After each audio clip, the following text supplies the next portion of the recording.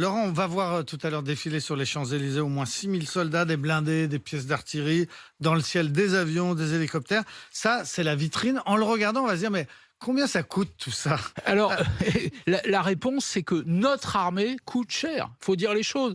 41 milliards d'euros par an. C'est le deuxième budget de l'État et la loi de programmation militaire prévoit même de porter le budget de la défense à 2% du PIB d'ici 2025, c'est-à-dire 50 milliards d'euros par an, ce qui veut dire que dès l'année prochaine et pour 3 ans, le budget de nos armées augmentera de 3 milliards d'euros chaque année. Il n'y a pas un seul ministère civil qui peut en dire autant. Et alors, il est utilisé comment cet argent? Alors d'abord, on l'oublie, mais il faut compter 12 à 13 milliards d'euros tout simplement pour payer les salaires de 270 000 personnes, dont 3/4 de personnel militaire. Ensuite, il y a le budget des OPEX, les opérations extérieures, c'est environ 1 milliard d'euros. Et puis, depuis 2017, on a commencé à réparer l'outil militaire, à le faire monter en gamme. D'ailleurs, les Français pourront voir ce matin sur les Champs-Élysées quelques-uns de nos 20 nouveaux chars Jaguar, les nouveaux drones Reaper. Alors eux, ils ne sont pas fabriqués en France, mais par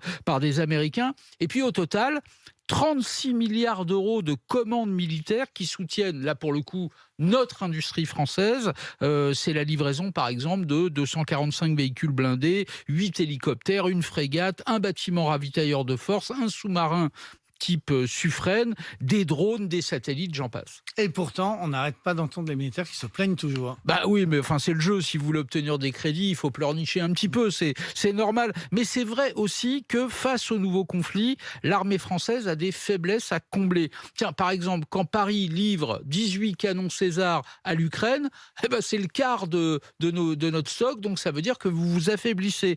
La France, qui est par exemple le deuxième espace maritime du monde, ne compte qu'une quinzaine de frégates de premier rang, c'est très peu. Autre exemple, on a en France 200 chars de combat. 200 chars de combat, c'est exactement le nombre de chars que les Russes ont perdus depuis le début de la guerre en Ukraine.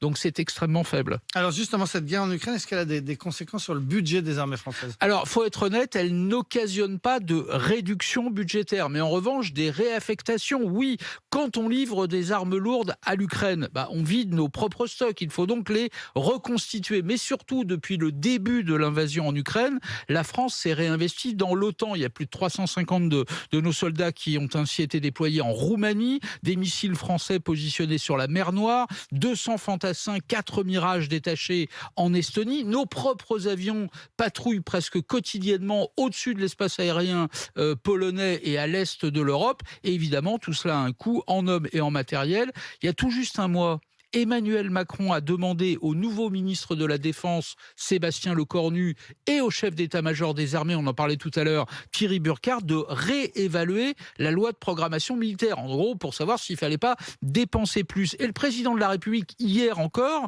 parle lui-même d'économie de guerre. Qu'est-ce qu'il veut dire par là? Il pense à nos choix budgétaires, nos choix militaires, nos choix stratégiques, mais il pense aussi aux conséquences de la guerre. Les conséquences comme l'inflation, l'approvisionnement en énergie, tout ça a des conséquences sur notre vie quotidienne, mais sur les budgets de l'armée aussi. Bref, vous avez compris, les militaires en demandent toujours plus, mais ils ont un atout, les militaires, ils ont l'opinion publique pour eux. Je ne sais pas si vous avez regardé ce sondage publié hier dans le Figaro, sondage Odoxa, 78% des Français sont favorables à une hausse régulière des budgets de l'armée. Alors vous allez me dire, c'est sans doute à cause de la guerre en Ukraine, c'est 21 points de plus qu'il y a 2 ans, 3 ans, en 2019.